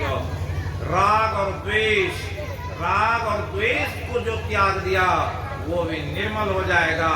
उससे जो कर्म होंगे वो कैसा कर्म होगा? वही कर्म अच्छे कर्म होंगे। वैसे कर्म करने वाले को भगवान कहे, ऐसे व्यक्ति जब साधना करेंगे उसका साधना बनेगा। तो बहुत दिनों से सत्संगी हैं, आपके अंदर कितनी मैल पड़ी हुई है, बहुत सारे विकार पड़े हुए हैं। वो विकार के शिकार के कारण ही आपकी वृत्ति इतनी जगह उलझी हुई है। ध्यान करने के लिए बैठेंगे, वो सारी वृत्तियां, सारे मैल आकर के सामने पड़ जाएंगे। इसलिए कबीर साहब भजन के माध्यम में कहे कि अगर दर्शन को चाहिए तो क्या है? जो दर्पण को माजत रहिए। ये दर्पण है, आपका अंतर जो है, आपकी जो आत्मा है, उसमें क्या है? ये संसार के बहुत सारे धूल मिट्टी लगे हुए हैं। उसे लिए जो है अपनी बुद्धि को विशुद्ध कीजिए तो मन विशुद्ध हो जाएगा, और मन को विशुद्ध कीजिए तो आपकी आत्मा विशुद्ध हो जाएगी। जब ही आत्मा विशुद्ध हुई, परमात्मा का साक्षात दर्शन होगा। परमात्मा अगर कोई ध्यान नहीं करता, उसी भी परमात्मा दर्शन देते हैं। बहुत सारे आप लोग सुने होंगे। इसलिए कहा विविध से भी लगवा से अथवा काय मानुष ध्यान योग परो नित्यम वैराग्यम समुपाश्रितम। जो व्यक्ति एकांत में रहने की आदत ले लिया है और कम खाता है, कम बोलता है, यत वाक काय मांस, जो बोला वैसा ही करने की प्रवृत्ति रखता है, तब वो जो ध्यान में बैठेगा तो क्या है? उसमें एक विरक्त का भाव आएगा। और ध्यान में बैठा हुआ है तो क्या होता है? वहाँ आनंद ही आनंद मिलता है। ये आनंद अगर प्राप्त करना चाहते हैं तो वैसी श्रद्धा उत्पन्न करने पड़ेगी। गुरु महाराज कहे कि दिल प्रतीत प्रीत कर गुरु से कर सत्संग सवेरे, यही विधि भाव कंधा कट जाइए मैं ही कहत हित हेरे। गुरु महाराज कहे दिल प्रतीत प्रीत कर गुरु से। जब ध्यान करना चाहते हैं तो गुरु पर विश्वास हो जाए, तब ध्यान होगा। जो संत मत के सिद्धांत में है, एक ईश्वर पर अचल विश्वास, पूर्ण भरोसा तथा अपने अंतर में उनकी प्राप्ति का दृढ़ निश्चय रखना, सदगुरु की निष्कपट सेवा, सत्संग और दृढ़ ध्यानाभ्यास, ये पांचों को मोक्ष का कारण कहा गया। एक ईश्वर है, ऐसा जब जिस दिन मन में आ जाएगा तो भटकने की आवश्यकता नहीं। उस ईश्वर को दिखलाने वाले कौन है? वो परमात्मा गुरु है, जो आपको वो दिखा देंगे। जैसे ध्यान बनेगा उसके अंदर से क्या गायब हो जाता? अहंकारम बलम दर्पम कामम क्रोधम परिग्रहम। उसके अहंकार समाप्त हो जाते कि मैं ही ऐसा करता हूँ, मैं ही इस तरह से पढ़ सकता हूँ, मैं ही ऐसा दान दे सकता हूँ, दूसरा कोई नहीं दे सकता। ये अहंकार समाप्त हो जाए। बल अगर उसके पास में है, वो बल कहेगा मैं बलवान नहीं हूँ, मैं तो सबसे कमजोर हूँ। कोई घमंड नहीं होगा और उसमें इच्छा नहीं होगी। और इच्छा जब नहीं होगा, इच्छा का जिसने दमन कर लिया है, तो उसमें कामना भी नहीं रहेगी, न क्रोध आएगा। कल हम बताए थे, स्वर्ग से जो आया है उसकी क्या प्रवृत्ति होती है? वो दान देने की प्रवृत्ति होती है। उसमें झूठ नहीं बोलेगा, सत्य बोलने की प्रवृत्ति होती है। और जहाँ भी धर्म की बात आएगी उस जगह वो जाने की कोशिश करेंगे। ऐसे मधुर भाषी होती है, उसका मन प्रसन्न रहता है। जहाँ मन प्रसन्न रहता तो उसकी आत्मा में ऐसी प्रसन्नता में ही तो परमात्मा का वास है। कहे ब्रह्मभूत प्रसन्न आत्मा न सोचती न कांक्षति सम सर्वेषु भूतेषु मद भक्तिम लभते प्राण। जो ब्रह्म को से ब्रह्मभूत प्रसन्न आत्मा, ये ब्रह्मभूत क्या है? आप भूत हैं, जीव को भूत कहा। जब उसमें ब्रह्म आ जाता, ब्रह्म का साक्षात्कार हो जाता, ब्रह्म भूत हो जाता है, ब्रह्म से ओतप्रोत हो जाता, वो प्रसन्नचित रहने वाला व्यक्ति न सोचती न कांक्षती, न उसे कोई चिंता रहती न कोई फिक्र रहता है। उसके लिए संसार में सब बराबर हैं, अपने पुत्र हैं, दूसरे के पुत्र हैं। कोई भी वेद वाणी है, अयम निजा परो वेति गन्ना लघु चेताम उदार चरिता नाम तो वसुधैव कुटुंबकम। जो उदार होते हैं, ये उसकी भावना कैसी बनती है? वैसे व्यक्ति के इसमें क्या भाव पलता है आप सभी जानते हैं कि सम सर्वेषु भूतेषु, सारे जगत के जीव उसे बराबर मालूम पड़ने लगते हैं। और अयं निज परो व्यक्ति, ये मेरा अपना है, ये मेरा अपना नहीं है, ऐसा भाव नहीं रहता।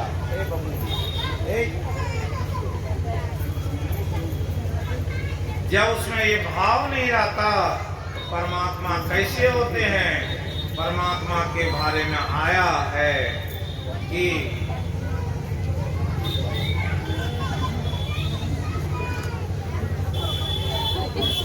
समम सर्वेषु भूतेषु मद भक्तिम लभते पराम। जो संसार के सभी को अपना समझते, परमात्मा भी उसका अपना बन जाता। भक्त्या माम विजानाति यावान यस्मि तत्त्वतः ततो माम तत्त्वतो ज्ञात्वा विशते तदंतरम। जैसे ही मन में ऐसा भाव आया तो परमात्मा को तत्व से बताया गया। क्या बताए? जितने जगत के जीव हैं सबको जिस दिन आप समझेंगे निर्वैर सर्वभूतेषु स्वमामेति पांडव। कहा जो जीव जगत से बैर नहीं रखा है, भगवान कहे वही तो मुझे जानता है। मत कर मत परमो भव मद, कहा निर्वैर सर्वभूतेषु स्वमामेति पांडव। हे पांडव वही मुझे जानता है। इसलिए बड़ी आवश्यकता है ऐसे भाव आने का। सर्वकर्मानपि सदा कुर्वाणो मद व्यापाश्रयः मत्प्रसादा तवाप्नोति शाश्वतं पदं व्ययम्। और जो अपने सारे कर्म को परमात्मा पर अर्पण कर करके करता है, उसे परमात्मा रूपी वो शांति रूपी प्रसाद मिल जाता है। चेतसा सर्व कर्माणि मयि सन्न्यस्य मत्परः बुद्धि योगम उपाश्रित मच्चित्त सततम भव। जो अपने आप को चीत करके के सारे अपने कर्म भगवान को परमात्मा को अर्पण कर देते हैं, उसकी बुद्धि विशुद्ध रहती है। वही विशुद्ध बुद्धि वाला ही ऐसा कर सकता है। तो इसलिए भगवान कहने की कृपा किए यहाँ स्वभाव जैन कांते निवद स्वेन कर्मणाम नो कर तुम इच्छसी अनमोहात पिता। ये क्या है? आदमी जो व्यक्ति है, संसार के जितने जीव हैं सब अपने स्वभाव से बंधे हुए हैं। जिसका जैसा स्वभाव वैसी श्रद्धा, और उस स्वभाव और श्रद्धा से वो बंधा हुआ व्यक्ति जैसा कर्म करेगा परमात्मा वैसा फल देते हैं। और वो फल ही उसे संसार के मुंह से छुड़ाता है।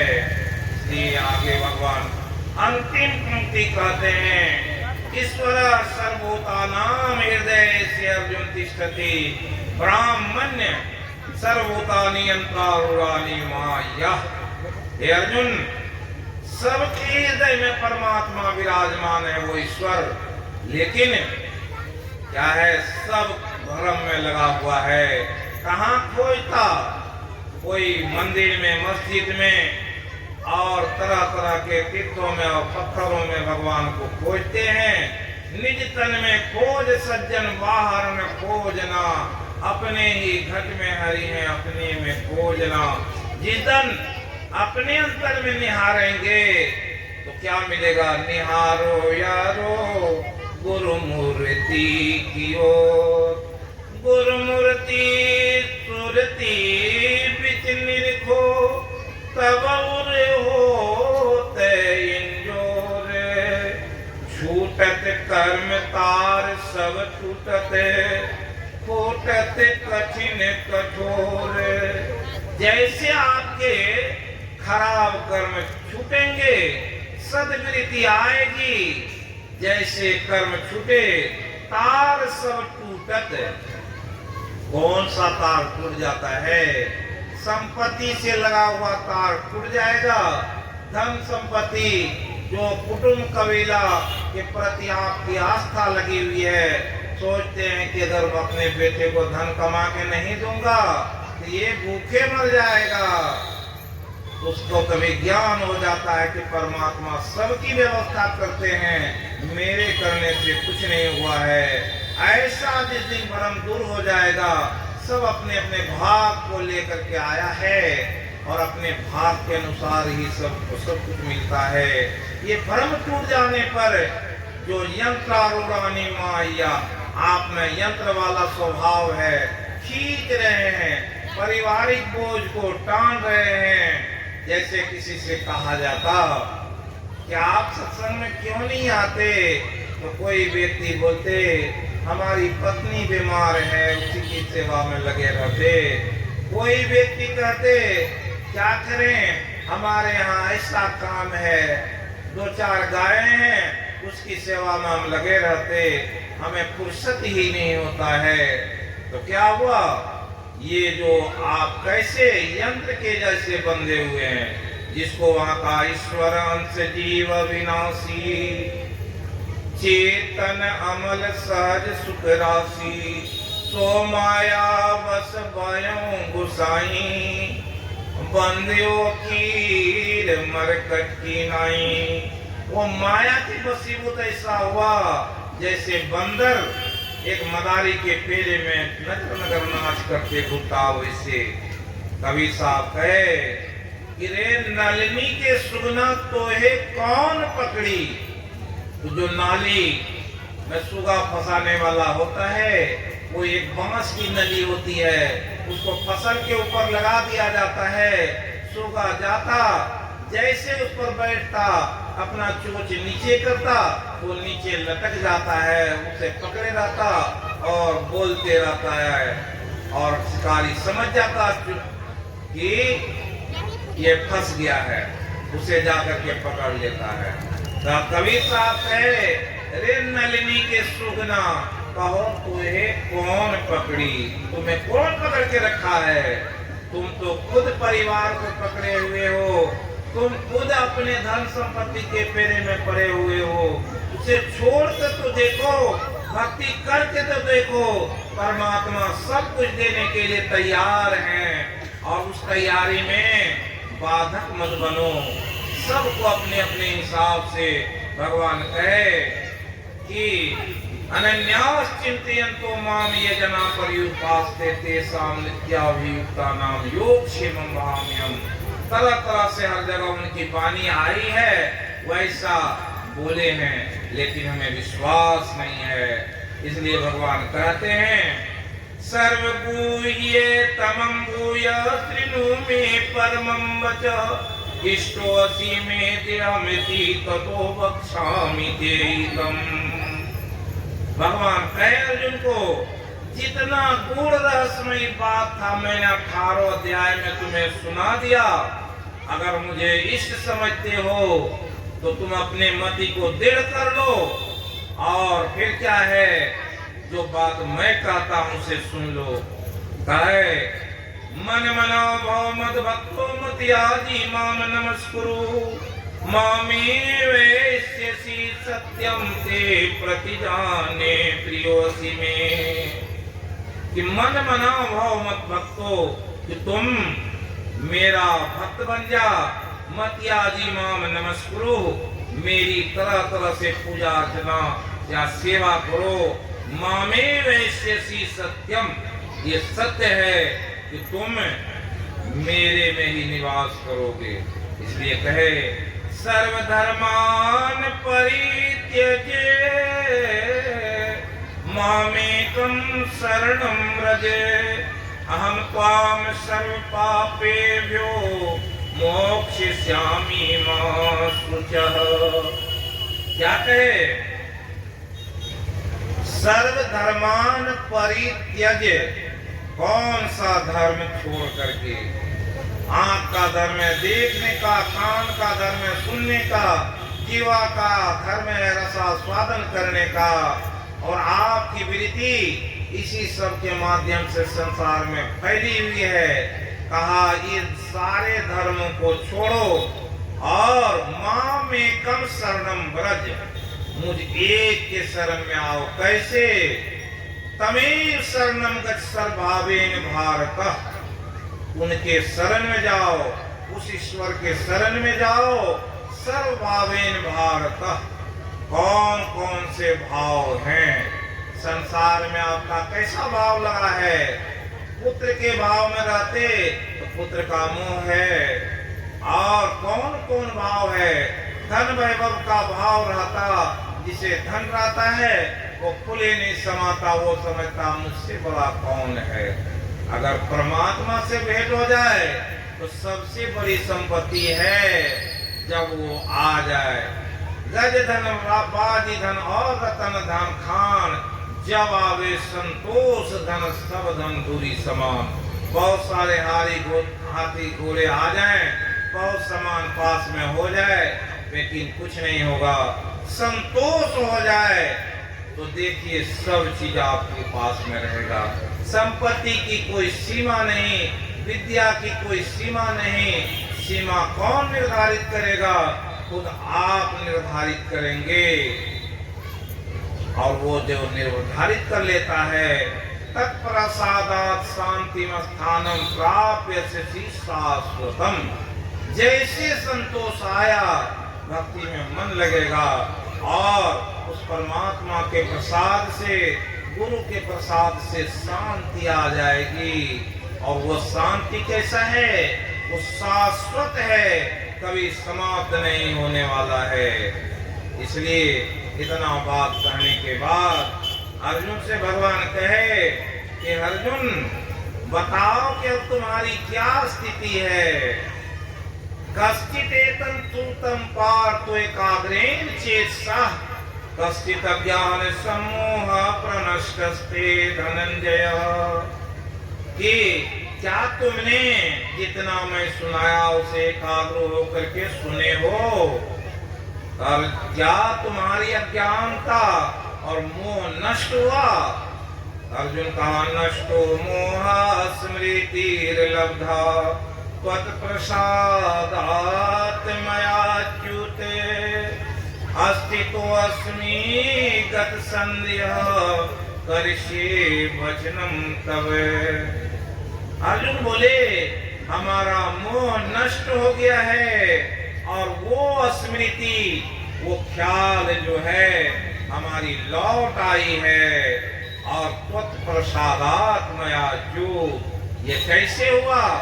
आपने जितना सुनाया 18 अध्याय में, कर्म योग की बात सुनाए, ज्ञान योग की बात सुनाए, भक्ति योग की बात सुनाए, श्रद्धा त्रय की बात सुनाए, कर्म योगी कैसा होता है, धर्म पर चलने वाला कैसा होता है, सारी बात सुनाते हुए अपने अद्भुत रूप का दर्शन करा दिए। और उस अद्भुत रूप के दर्शन करने से हमारी बुद्धि जो अस्थिर हो गई है, अब जो कहेंगे वही होगा। इसलिए कहे इंद्रियाणि प्रमाथिनी हरन्ति प्रसभं मना, जो इंद्रियों को बस में कर लिया है।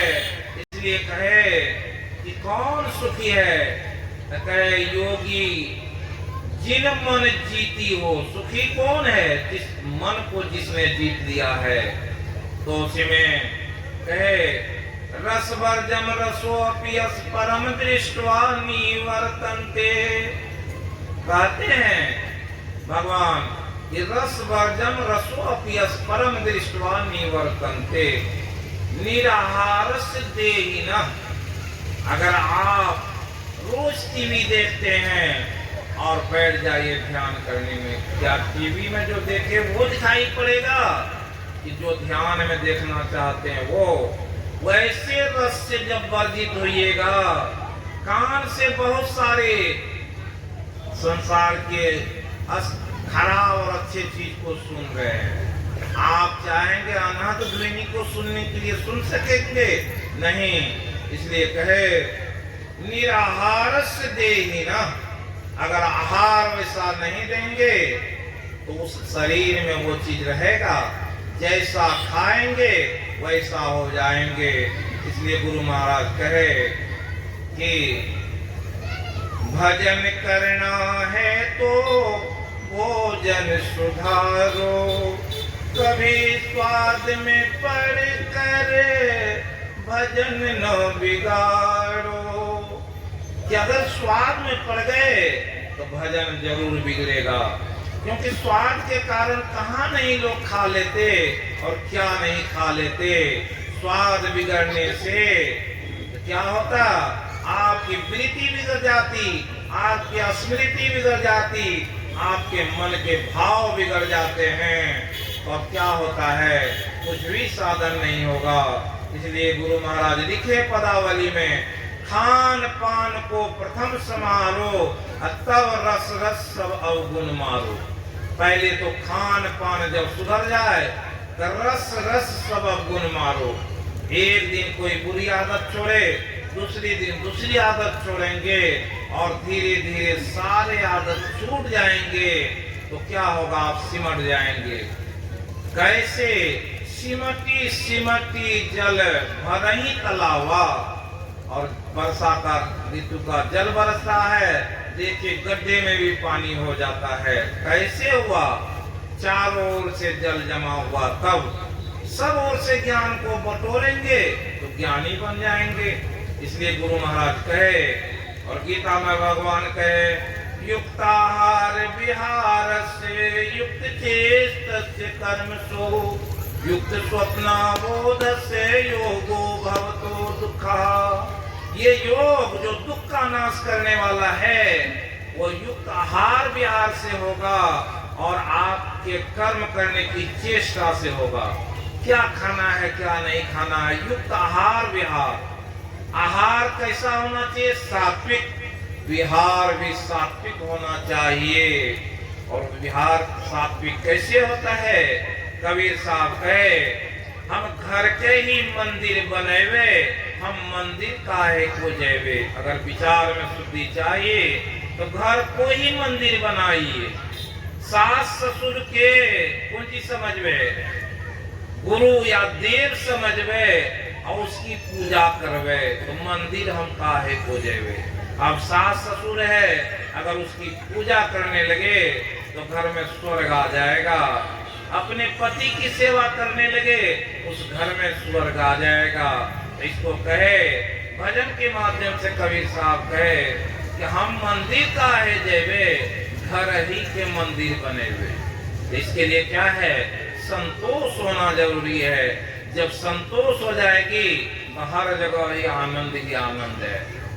और भगवान शिव कहे रामचरितमानस में देवताओं को समझाते हुए हरि सर्वत्र समाना, प्रेम से हो ही प्रगट ये मैं जाना। देश काल विदेश माही, कहो कहाँ जहाँ हरि नहीं। कहने की कृपा किए कि हरि परमात्मा गुरु सब जगह बराबर हैं।